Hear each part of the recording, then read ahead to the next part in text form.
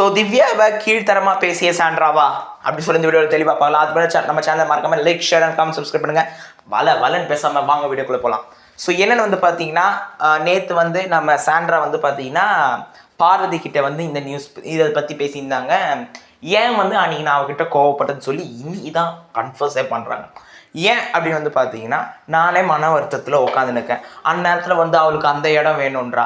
நானே எவ்வளோ கஷ்டத்தில் உட்காந்துக்கிறேன், நீ எடுக்கவோ இல்லை நான் எடுக்கவோ, அது மாதிரிலாம் எவ்வளோ கஷ்டமாக இருக்கும் அப்படின்னு சொல்லி அழகாக நான் கத்தினேன் அப்படின்னாங்க. அதுக்கப்புறம் கொஞ்சம் பேசினாங்க.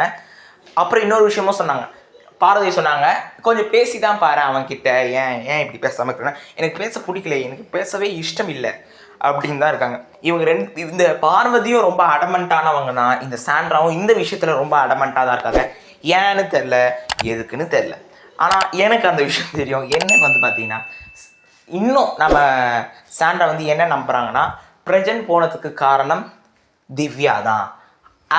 as I already said, போன வாரம் வீக்கெண்ட் எபிசோடில் ப்ரெசென்ட் போனதுக்கப்புறம் கிச்சன் பக்கத்தில் உட்காந்து பேசியிருக்கும் போது உங்களுக்கு தெரியும் ஏன் வெளில போனாங்கன்னு, உனக்கு தெரியும், வெளில போய் பாரு அப்படின்னாங்க. அவங்க மனசில் என்ன தோணுதுன்னா, திவ்யாவால் தான் வெளில போயிருக்காரு அப்படின்னு சொல்லி அவங்களுக்கு தோணுது. ஆனால் என்னை பொறுத்தவரை வந்து பார்த்தீங்கன்னா அப்படி தோணவில்லை.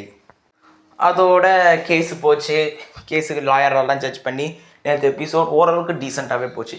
ஸோ இந்த சாண்ட்ரா vs திவ்யா இந்த மோதலை பற்றி என்ன நினைக்கிறீங்க? யார் மேலே தவறு இருக்குது, யார்கிட்ட போய் சாரி சொல்லணும், பேசுவாங்களா இல்லையா அப்படின்னு பல விஷயம் இருக்குது. மறக்காமல் கீழே கமெண்ட் பண்ணுங்கள். அடுத்த ஒரு சூப்பரான வீடியோவில் சந்திக்கலாம். அதுவரை உங்களிருந்து விடைபெறுவது உங்கள் ட்ரெண்டி ட்ரூப் யூடியூப் சேனல். பாய்.